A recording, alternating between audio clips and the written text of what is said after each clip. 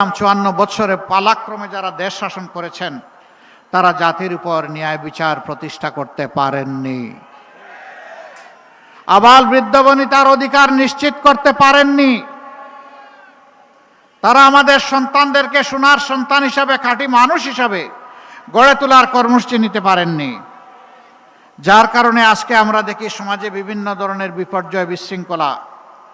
আমাদেরই তরুণ সমাজের একটা অংশ তারা মাদকের সাথে সম্পৃক্ত, তারা বিভিন্ন সামাজিক অপকর্মে জড়িত। কেন?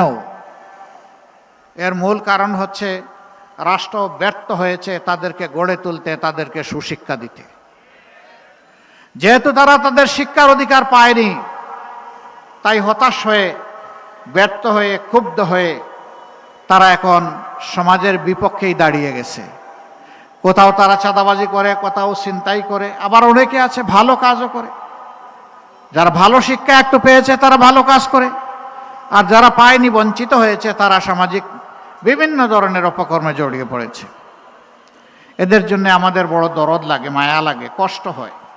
আমরা দেশবাসীকে আশ্বাস দিচ্ছি, ইনশাআল্লাহ তাআলা আজিম আমাদের 11 দলীয় ঐক্যজোট আল্লাহ তাআলার ইচ্ছায়, আল্লাহ তাআলার মেহেরবানি এবং সহযোগিতায়, সাহায্যে, আপনাদের ভালোবাসা, সমর্থন এবং ভোটে নির্বাচিত হয়ে সরকার গঠনের সুযোগ পেলে আমরা এই সামাজিক দায়িত্বগুলো পালন করব ইনশাআল্লাহ।